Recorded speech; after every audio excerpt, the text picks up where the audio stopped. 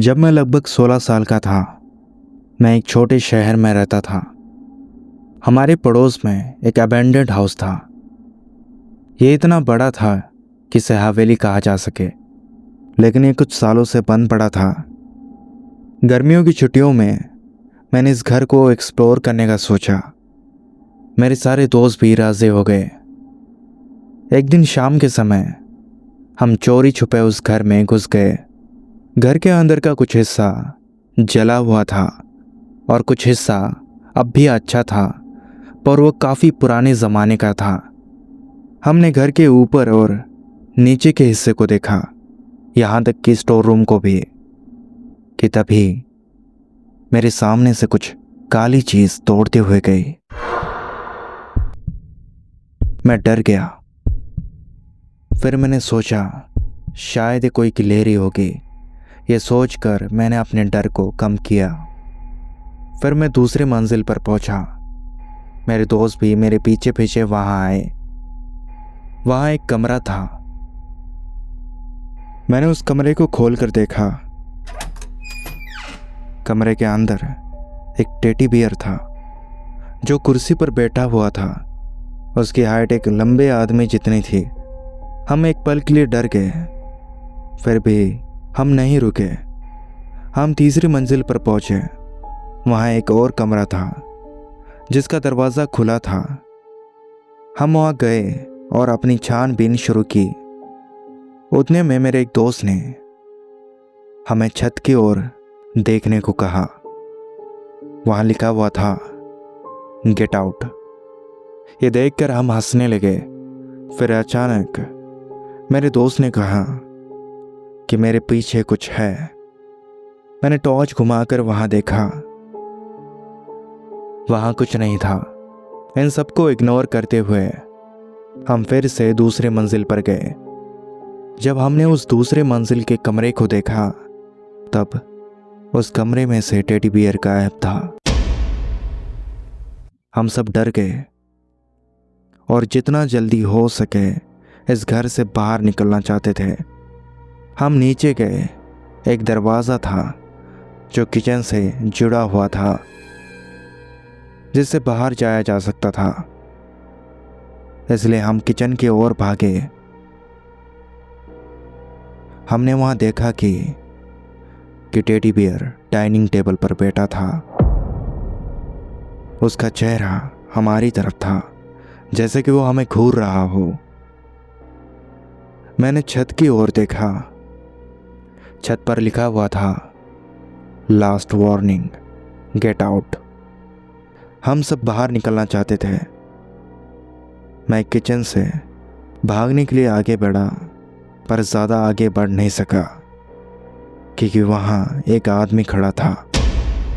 वह दरवाजे के सामने खड़ा था। उसके हाथ में एक चाकू था। वह आदमी करीब 40 या 50 साल का होगा। हम वहाँ खड़े होकर उसे देख रहे थे, बिना कुछ कहे या चिल्लाए। वह आदमी हमारे रास्ते को रोक रखा था। उसने एक क्रीपी सी स्माइल दी और वह हमारे सामने बढ़ रहा था। मेरे एक बहादुर दोस्त ने कमरे से हॉकी स्टिक ली, उस आदमी की तरफ बढ़ा और उसे पीछे हटने को कहा। वह आदमी कुछ भी नहीं बोला। उसने कुछ कदम पीछे हटाए और किचन के एक कोने में सोफा रखा हुआ था। उस आदमी ने उस सोफे को हटाया। उसके पीछे एक बड़ा छेद था, जैसे कि वहां सुरंग हो। वो आदमी उस सुरंग में घुस गया। हमें वहां से भागने का यही मौका था। हम सब वहां से भागकर बाहर निकल आए। मेरे सभी दोस्त मेरे आगे भाग रहे थे और मैं पीछे था। मैंने पलट कर उस घर को देखा। खिड़की में वो आदमी था। वो मुझे देखकर मुस्कुरा रहा था, जैसे कि कुछ हुआ ही ना हो। जब हम एक सेफ जगह पहुंच गए, एक बुरे सपने जैसा लगने लगा। उस दिन के बाद मैं किसी और के घर में नहीं जाता, खासकर जब वो घर अबेंडेड हो।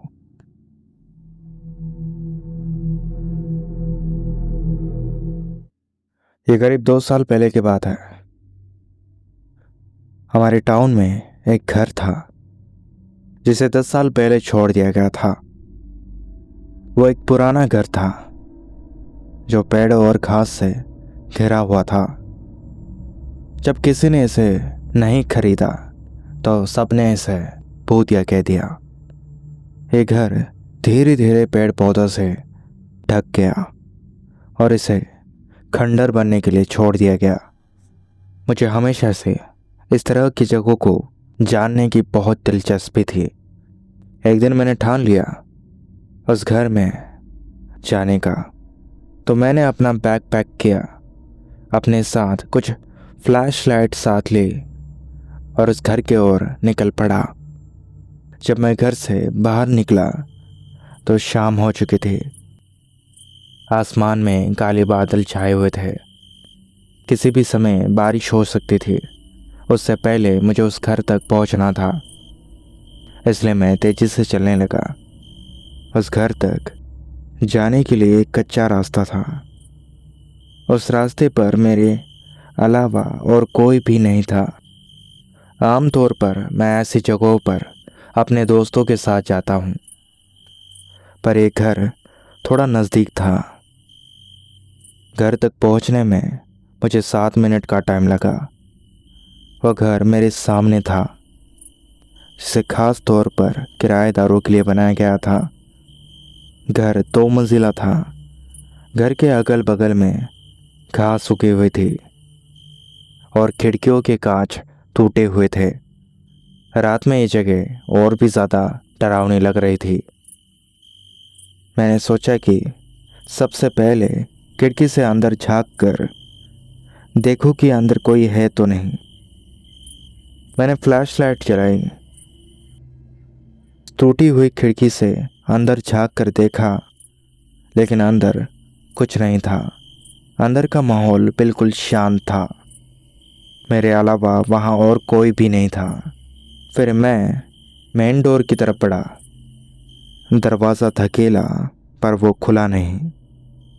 शायद जाम हो गया होगा, इसलिए मैंने इस बार ज़्यादा ज़ोर लगाया। फिर जाकर दरवाज़ा खुल गया।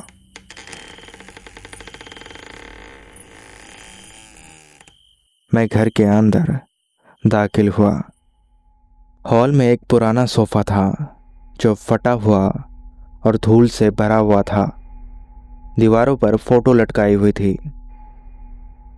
हॉल देखने के बाद सीढ़ियाँ चढ़कर मैं ऊपरी मंजिल पर गया। ऊपर 2 कमरे थे। एक कमरे का दरवाज़ा खुला था और दूसरे का बंद। मैंने सबसे पहले खुले हुए दरवाजे को देखा। उस कमरे के अंदर कुछ भी नहीं था। फिर मैं दूसरे कमरे की ओर बढ़ा। उतने में नीचे हॉल से एक धमाके की आवाज़ आई। मेरा दिल तेज़ी से धड़कने लगा।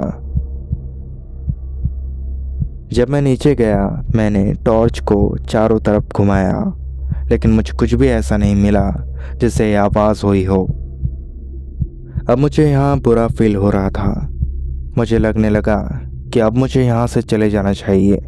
जब मैं अपने दोस्तों के साथ होता हूँ तब हम अक्सर कहते हैं ऐसी किसी जगह पर बुरा फील हो तो वहाँ से चले जाना चाहिए। मैं मेन डोर की तरफ बढ़ा तो अभी भी टॉर्च से यहाँ वहाँ देख रहा था, लेकिन जब मैं दरवाजे के सामने पहुंचा तो दरवाज़ा बंद था। मुझे अच्छे से याद है कि मैंने दरवाज़ा खुला छोड़ा था।